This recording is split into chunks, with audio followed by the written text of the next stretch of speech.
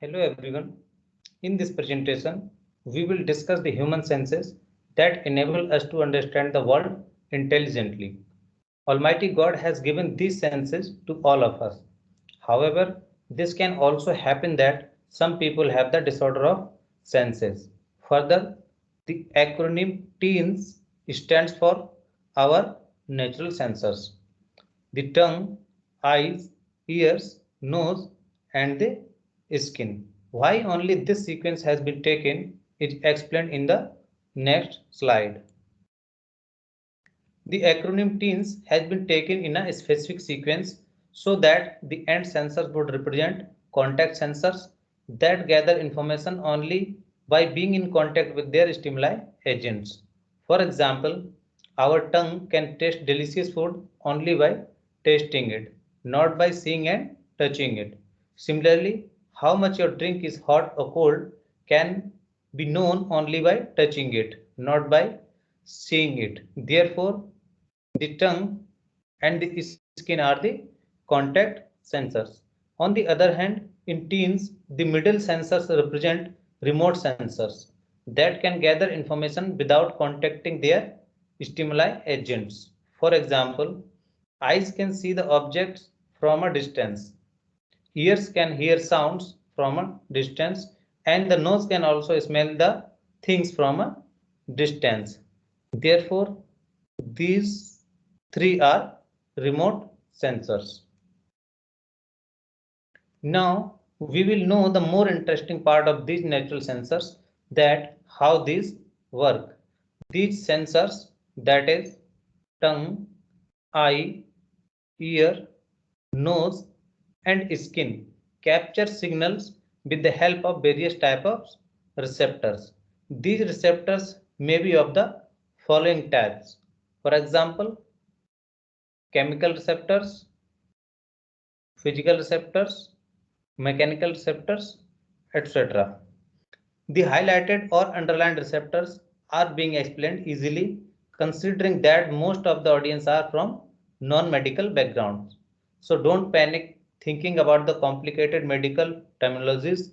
Interestingly, I'm also from a non-medical background. Moreover, if anyone is more curious about the working and architecture of these sensor systems, they can go through anatomy related videos on the corresponding YouTube channels. Now pay attention to discussing the underlying receptors. First one are chemical receptors.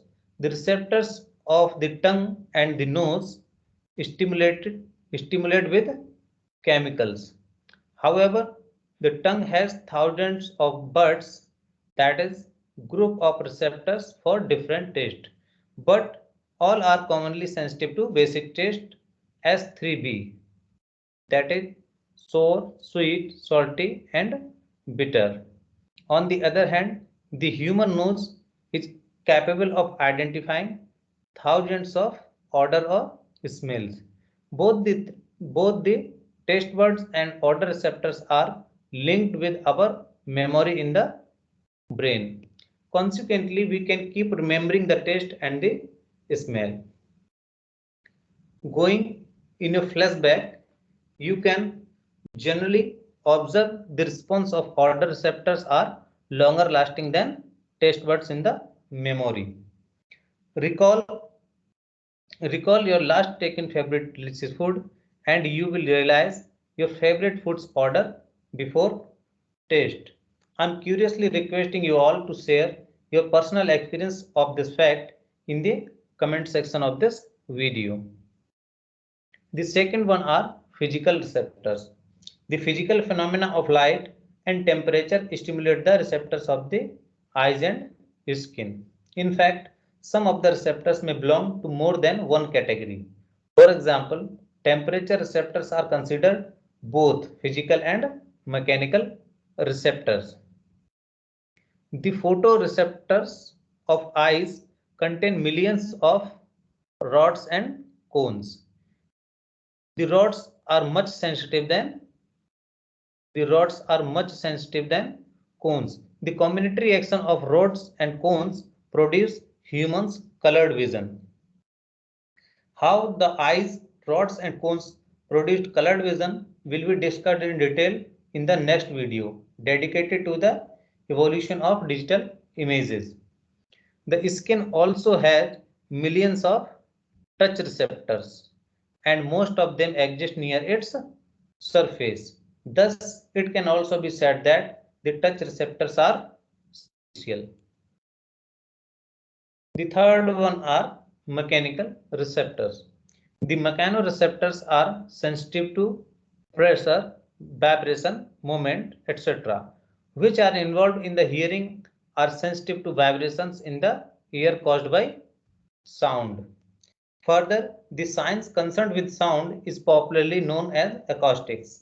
Natural language processing, that is NLP, and natural language understanding, that is NLU, are cutting-edge research areas directly or indirectly concerned with acoustics.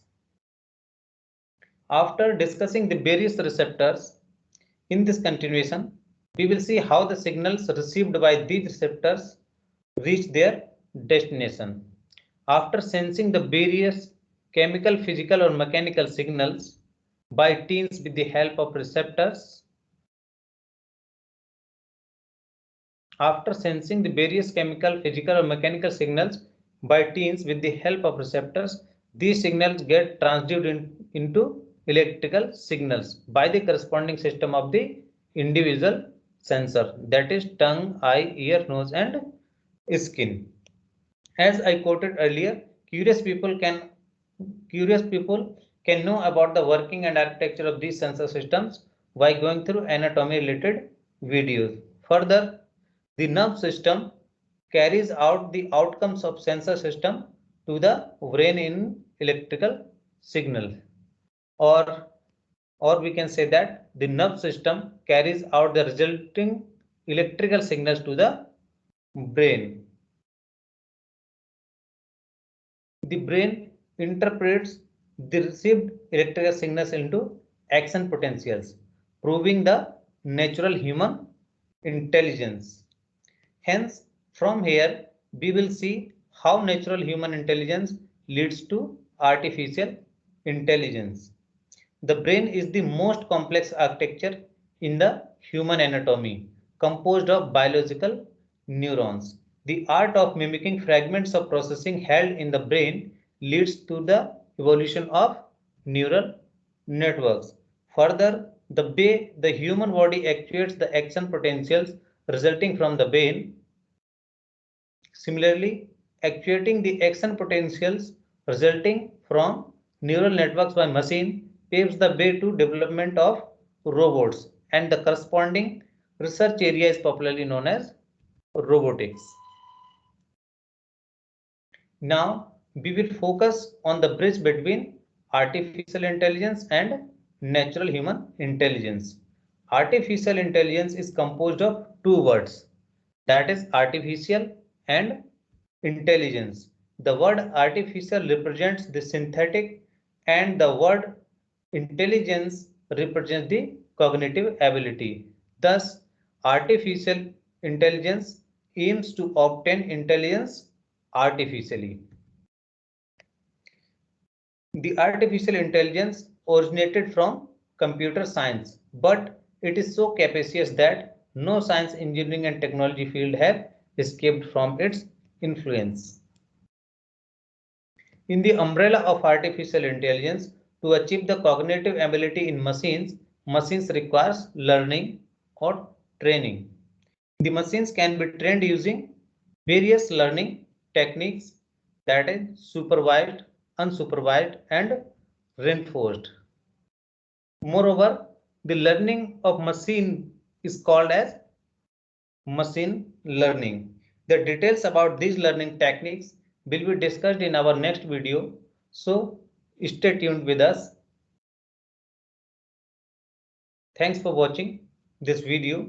I have made this video with all my efforts, so if you got impressed even by a bit, please like, share my video, and most importantly, subscribe to my channel SNC. Thank you.